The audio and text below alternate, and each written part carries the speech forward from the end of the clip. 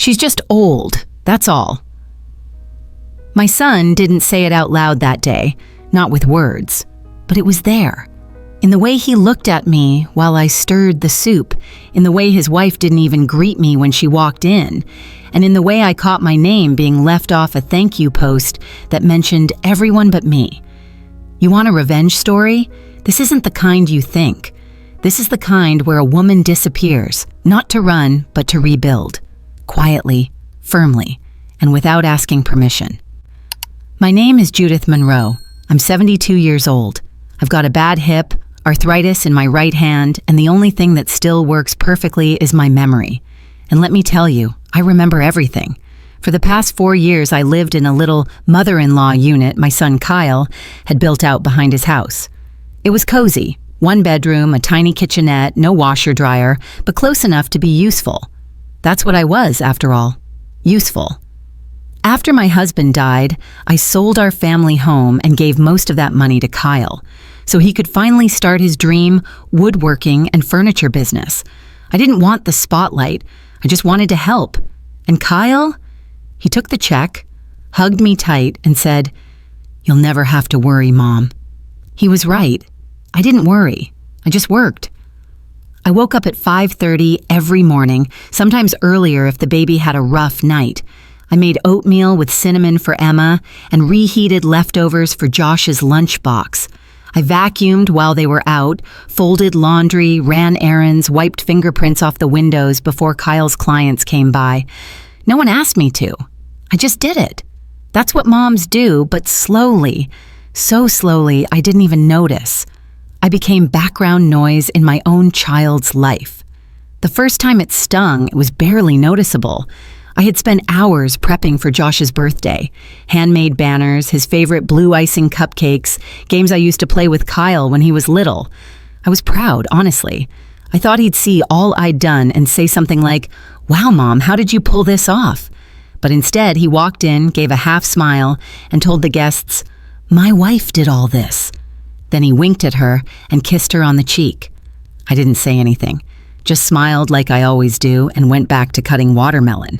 You don't realize when you're being erased, not at first. It doesn't come with yelling or doors slamming. It comes in silence, in being overlooked, in the space where gratitude used to live. Back when Kyle was a boy, it was just the two of us and his dad. I remember sewing his Halloween costumes by hand. One year, he wanted to be a tree for heaven's sake. I stayed up till 2 a.m., hot gluing fake leaves onto a brown hoodie. He won first place that year. He used to hug me so tight after school, his little arms barely wrapping around my waist. So when he said, "Mom, why don't you move in with us? You'll be close to the kids, and we could use the help." I didn't hesitate. I sold everything that didn't fit in one moving van and moved into the tiny cottage out back. It wasn't mine. Not legally, not emotionally, but it felt like I belonged again. At first, I loved it. The kids were young. They adored me. Emma used to run barefoot down the gravel path every morning yelling, "Grandma!" I'd pick her up, kiss her sticky cheeks, and think, this is what healing feels like. We had morning routines. I'd braid Emma's hair while she told me about her dreams.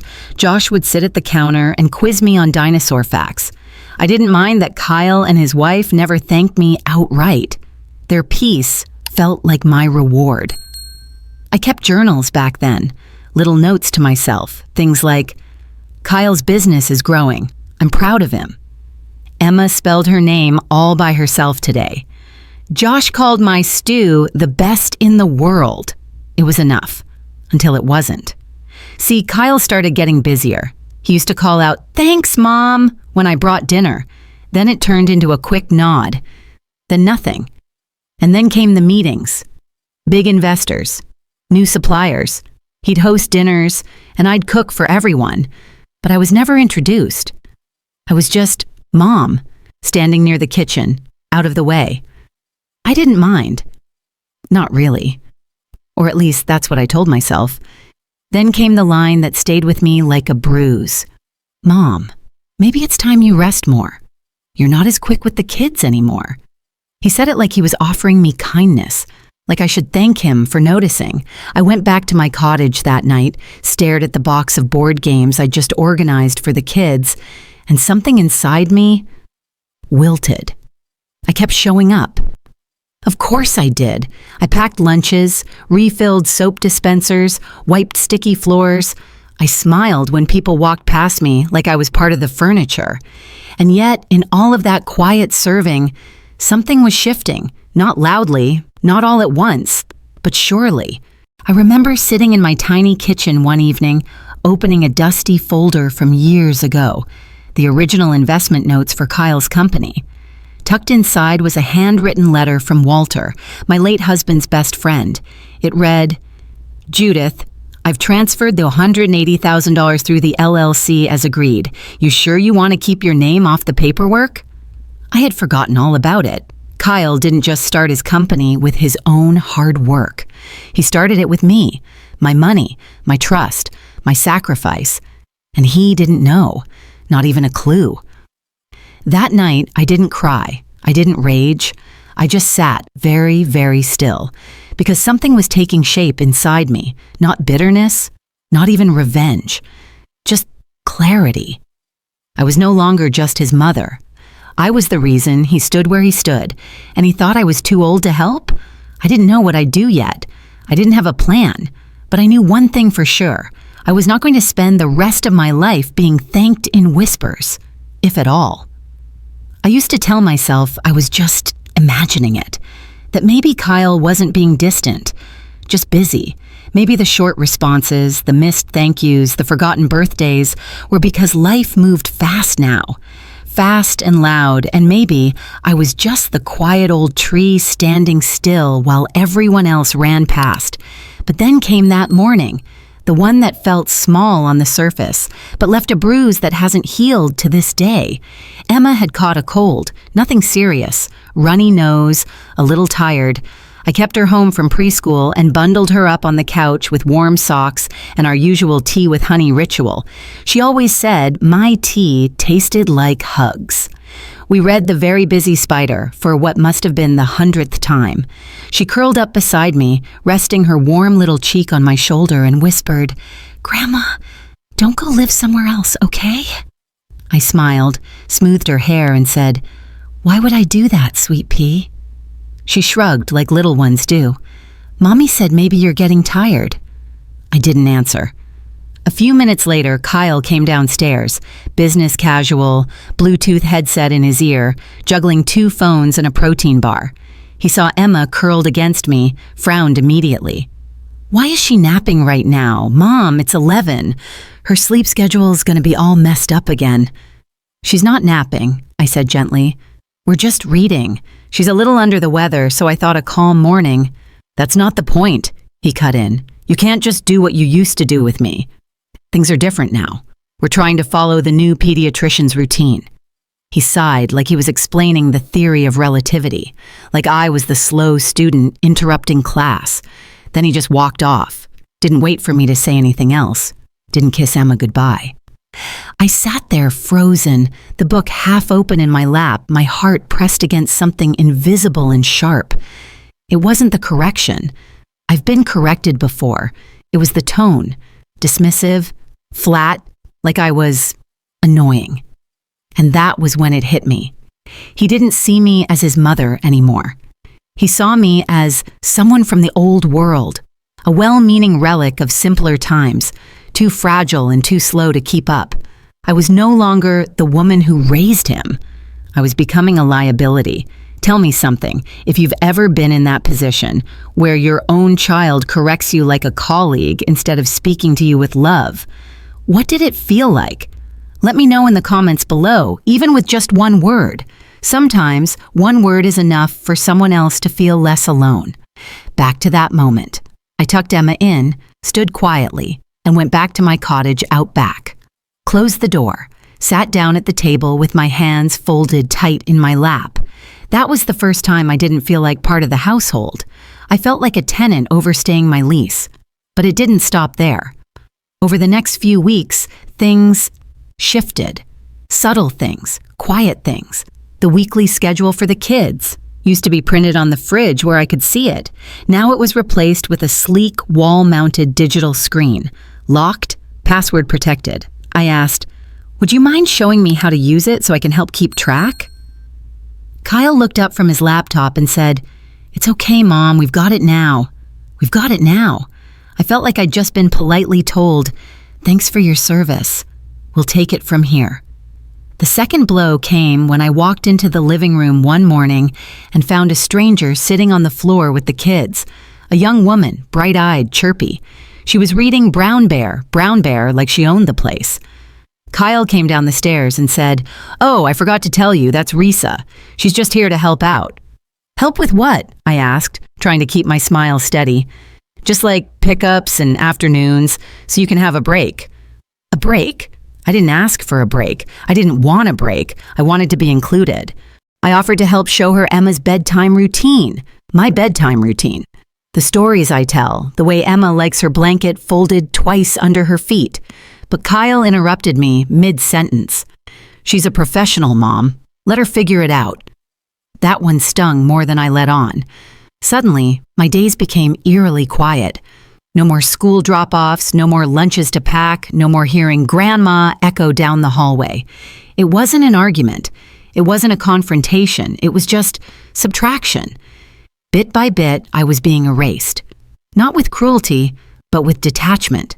A dull fade instead of a sharp cut. I remember one Sunday, Kyle threw a barbecue for his business partners and their families. I stayed in the kitchen, chopping fruit for the kids' snack tray, something I always did. Kyle walked in, saw the tray, and said, "Oh, you don't need to worry about that. Risa's handling the food." "I don't mind," I replied softly. "I know Josh can be picky." "She's got it," he said, firmer this time. "Relax, Mom." So I sat out on the patio, alone, while people I didn't recognize passed by me with plates I didn't prepare and stories I wasn't part of.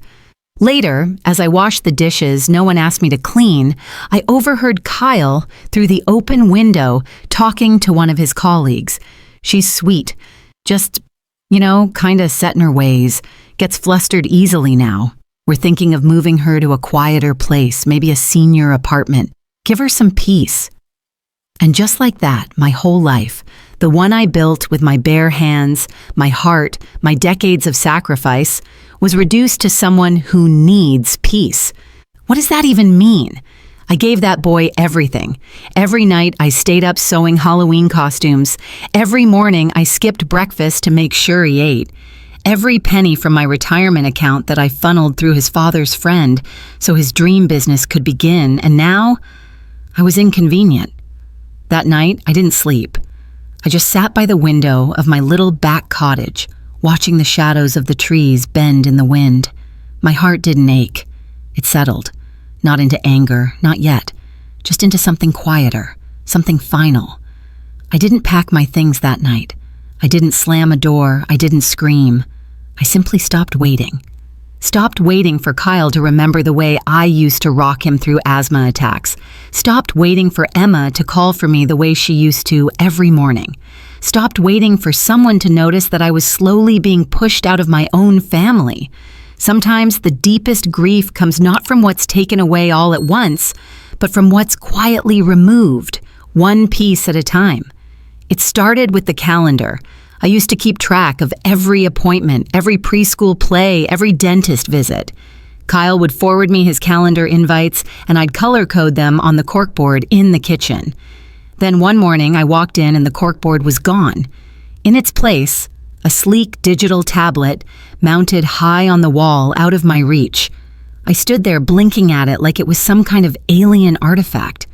I asked Kyle, "Would you mind showing me how to add things to it?" He barely looked up from his phone. "It's okay, Mom, we've got it now." We've got it now. There it was again. That line that told me everything I needed to know. They had a plan. It just didn't include me. The second thing to go was the routine. I used to wake up at 5:30, heat up the oatmeal, pack the lunch boxes, leave sticky notes in Josh's backpack reminding him about library day. Emma loved my little "I love you more than pancakes" notes tucked in her snack bag. Then, out of nowhere, Risa started handling mornings. I wasn't asked. No one said anything.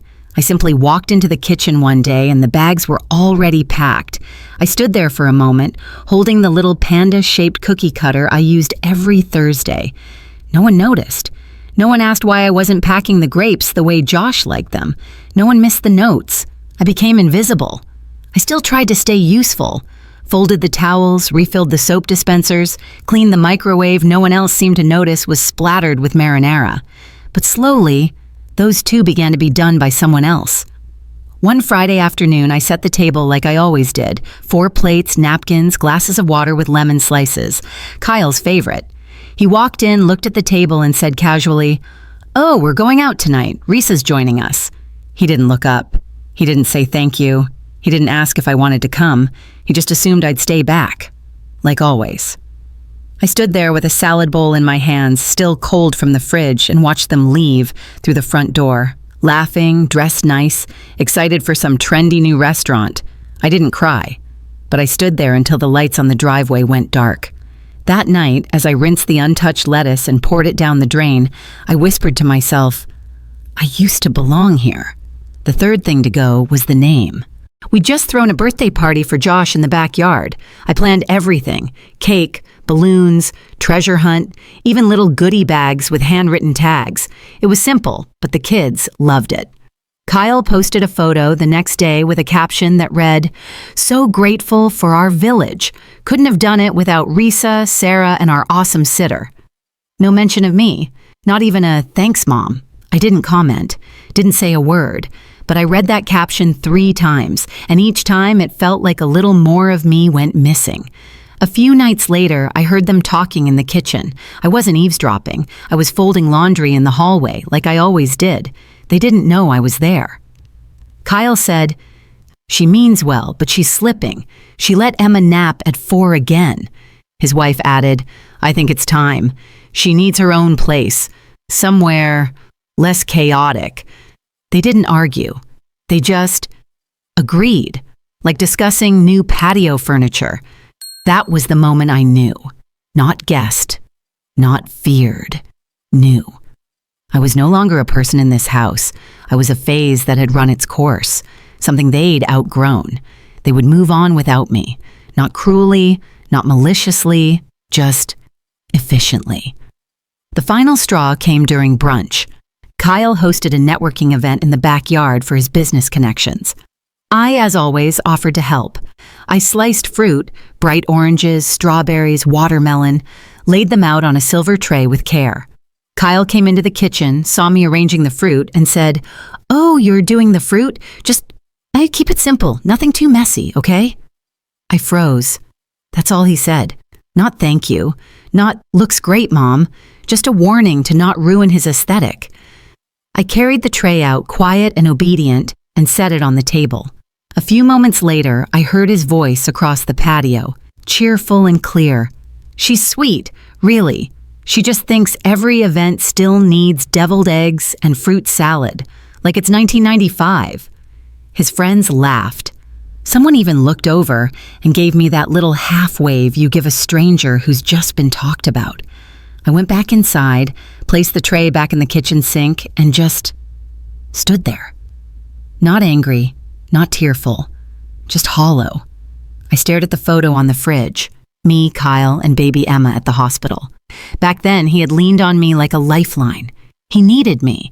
But now I was a faded photo on a fridge no one looked at anymore. That night, I sat on the edge of my bed in the little cottage and realized I wasn't living here. I was waiting to be asked to leave, and soon that ask would come. But not before I made a decision of my own. I used to think clarity would come like a lightning bolt, loud, flashy, maybe even cinematic. But that's not how it happens when you're 72.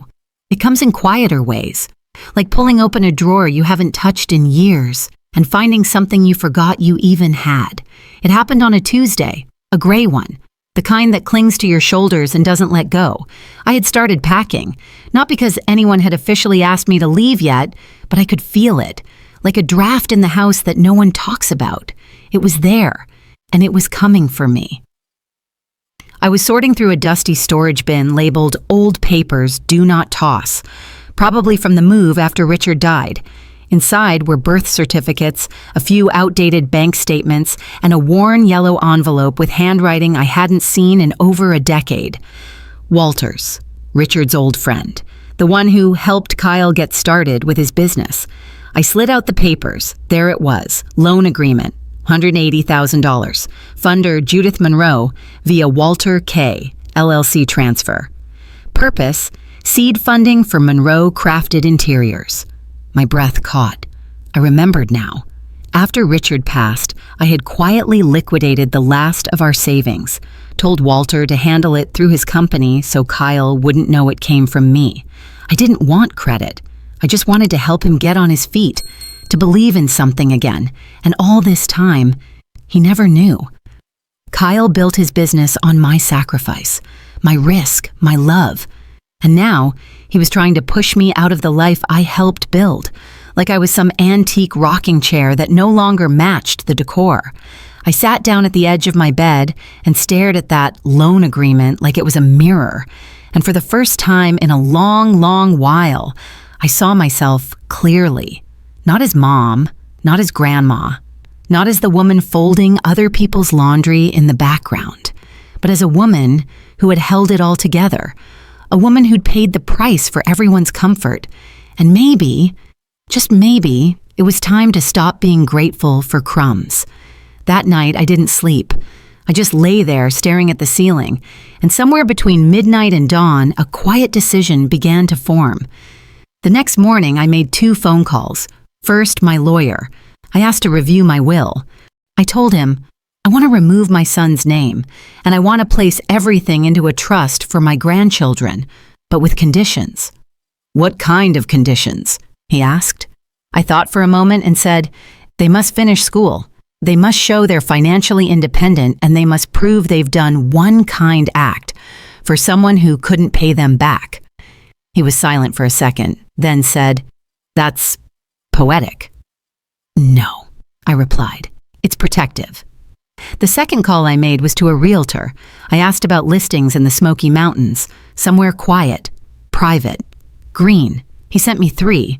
I picked one that same afternoon. A modest wooden cabin tucked behind a winding trail of pine with a wraparound porch and a fireplace that looked like it had stories of its own. Price tag, $420,000. I wired the funds without blinking. It was more than a purchase. It was a reclamation. I didn't tell Kyle. I didn't tell Emma or Josh. I didn't need a family meeting or a dramatic goodbye, because I finally understood something. I didn't need to make an announcement to matter. I just needed to make a move. Over the next few days, I started pulling myself out of the background, quietly, carefully, like a thread from a worn-out sweater. I canceled the grocery subscription in my name, closed the joint utility account I'd helped pay for, transferred my bank accounts to a new branch under a new mailing address, and most importantly, I started writing letters to Emma and Josh, not to guilt them, not to explain, just to remind them one day that their grandmother was more than a babysitter, more than a background character, that I loved them, that I chose peace, because staying any longer would have meant losing what little was left of myself. As I taped up the last box in my tiny cottage, I paused. There was no applause, no farewell banner. Kyle was out with his wife. Emma was at dance class. Risa was watching Josh. No one noticed the woman who'd held them all together was packing to leave. And oddly, that didn't break me. It freed me. I moved out on a Wednesday. Not because it was symbolic or meaningful, just because the moving company had an opening that day. It was overcast when the truck came. A thin drizzle coated the driveway. I didn't mind. In fact, I was grateful. The gray sky made the goodbye easier. No one was home. Kyle had a meeting. His wife was at Pilates. Risa had taken the kids to the zoo. I left a note on the kitchen counter. Nothing dramatic, just 4 lines. Thank you for letting me stay. Please forward any mail to the new address. I've taken the essentials. Wishing you all the best. No love, no mom. Just a line drawn in quiet ink. And that was that. I climbed into the passenger seat of the moving van, sat among my boxes of books and old sewing patterns, and didn't look back. The cabin was smaller than I remembered from the listing. The porch creaked. The chimney leaned slightly to one side. The screen door needed oil. But the view was something else. Tall pines swayed like old friends, whispering secrets to the wind. A mountain ridge sat quietly in the distance, unchanged and unconcerned. For the first time in years, I felt something I couldn't quite name. Relieved, exhausted, alive. The first night was the hardest. No little footsteps, no cartoons, no someone else's calendar telling me what to do next. I sat at the kitchen table with a cup of tea, strong and bitter because I forgot the honey, and let the silence settle in. But this silence wasn't cruel like the kind back at Kyle's house. It didn't hum with exclusion or indifference. This silence felt earned, like peace. Over the next few weeks, I started building something new. Not a big life, just a real one. I planted herbs in mismatched pots along the windowsill, rosemary, mint, lavender. I made soup from scratch again. I found a local quilting circle that met every Thursday at a church basement 10 miles down the road. No one there knew my name yet, but they smiled, asked if I liked cinnamon rolls, told me I reminded them of their aunt. It wasn't family, but it was something. One morning, I took out my old Singer sewing machine, wrapped in bubble wrap for years, and set it on the dining table. I threaded the needle, adjusted the tension, and slowly began piecing together a baby quilt from scraps I'd saved for decades. Each square held a memory. Emma's old dress, Josh's crib sheet, a floral apron from the first year I was married. I didn't sew for anyone this time, I just sewed for myself. And in that rhythm, needle down, needle up, I felt myself return. I also made another quiet move. I visited the bank and sat down with a financial advisor. Her name was Grace. Late 30s, warm smile, no makeup, the kind of woman who listened with both ears and didn't interrupt. I asked to move all my accounts into a private trust with myself as the sole living beneficiary. When she asked if I had children, I said yes. Then I slid a folder across the table. Inside, the updated will, the trust conditions, the letter to Kyle, sealed. He doesn't need to be contacted, I told her. Only the grandchildren, at the appropriate time. She nodded, professional but kind. You're very organized, she said. I almost laughed. No, Grace, I'm not organized. I'm just done being erased. There's something no one tells you about choosing yourself late in life. It doesn't feel like a grand revelation. It feels strange, almost selfish, even when it isn't. Some mornings I still reach for my phone, expecting a calendar reminder. Some nights I still fold an extra towel out of habit. But now those moments come and go like clouds, passing without storm. The difference is, I don't wait for permission anymore. If I want to bake at 6 a.m., I do. If I want to sit on the porch and watch birds until the coffee goes cold, I do. There's no one here to call it unproductive. There's no one here to call it anything at all, and in that quiet, I am rebuilding. The neighbors don't ask questions.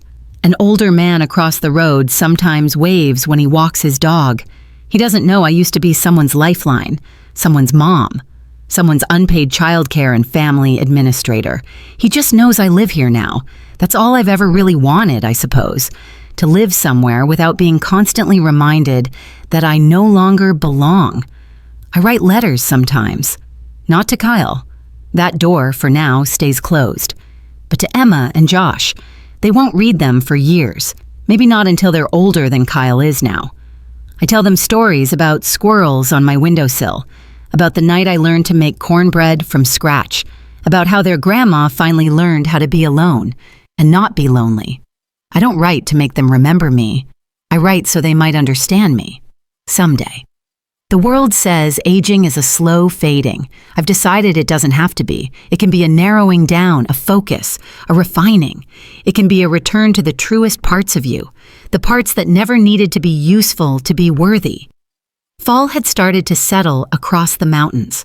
The leaves outside my porch turned burnt orange and golden brown.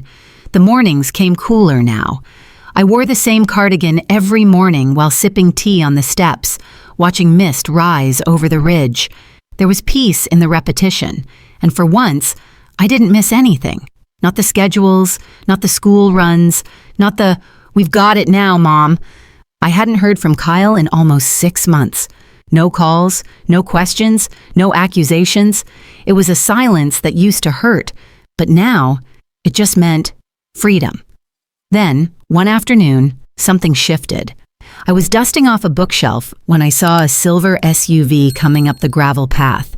At first, I didn't recognize it, not until Kyle stepped out. He looked smaller somehow, tired. His hair had gone grayer. He was wearing a jacket I remembered buying for him years ago, back when he was starting his business and couldn't afford much.